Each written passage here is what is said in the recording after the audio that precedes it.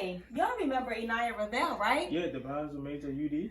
Yeah, the sophomore, isn't their presentation supposed to go live today? Yes, it is. Y'all want to watch? Yeah, let's check it out.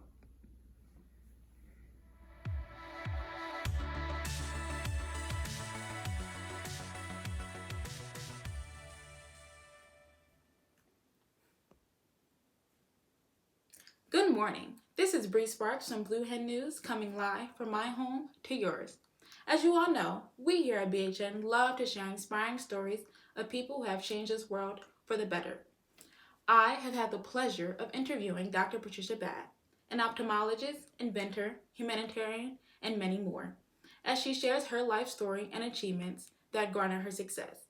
This is her story. Hi, Dr. Bev. How have you been doing today? I'm doing well, and yourself?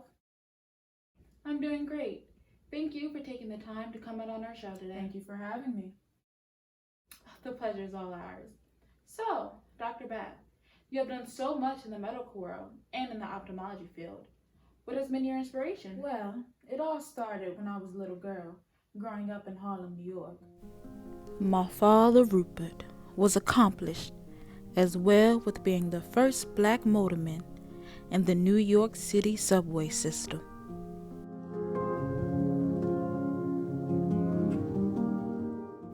And my mother, Gladys, was a housewife and housekeeper for other families.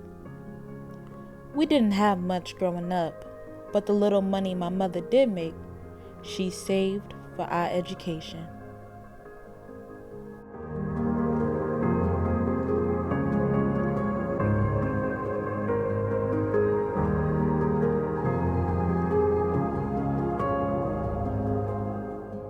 Education was very important in my family, and my parents always told me to follow my educational desires.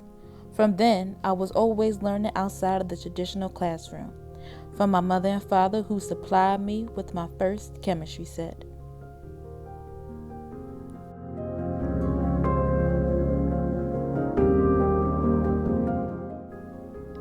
After attending junior high and high school, and graduating 2 years early at the age of 16, I was one of the few to attend a cancer research workshop.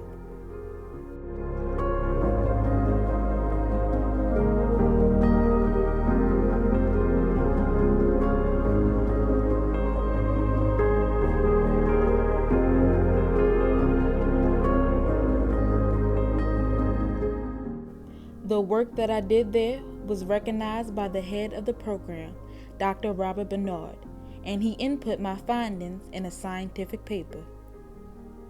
Not only did my article get published in a newspaper, I also earned the Mademoiselle magazine's Merit Award in 1960.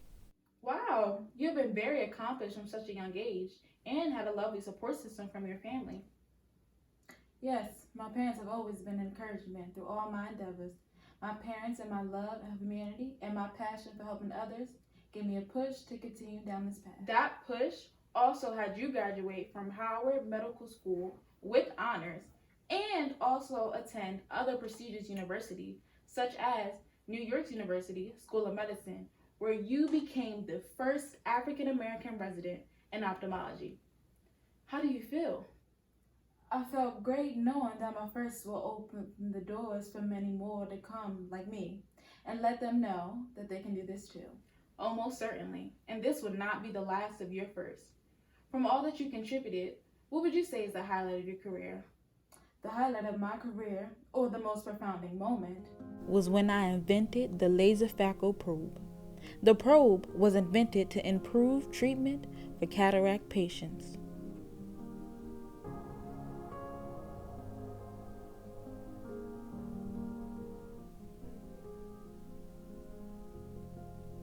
Two years after it went live, I had my invention patent, which made me the first African American woman to receive a medical invention patent.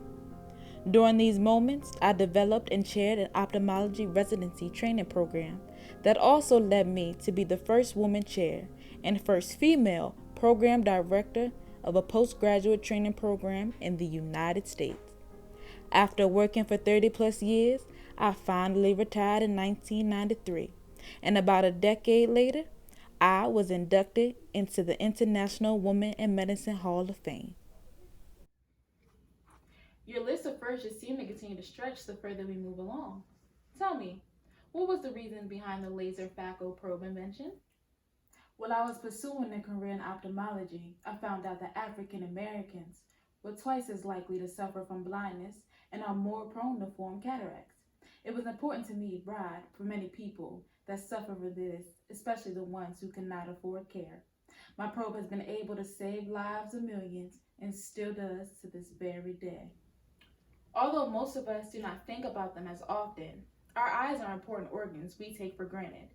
And for them to function properly is a blessing some do not get to experience. With your invention and compassion, I would like to say thank you for being a voice for the eyes. As we're beginning to wrap up this interview, is there any last words you would like to say to the viewers who will be watching? Do not let your limitations stop or frighten you from being whatever you want to be, because if you do, you just may never be the first. Thank you, Dr. Patricia Babb, for all you have done and will continue to do. I hope you all had a great time listening to this exceptional woman's story. See you next time. I had the pleasure of being in the presence of one of the greats before she passed away on May 30th, 2019. Although she is no longer present with us physically, her work still remains and has changed lives all over the world and continues to do so day by day. This has been another amazing story told to you from Blue Hen News. This is Bree Sparks, and I'm signing off.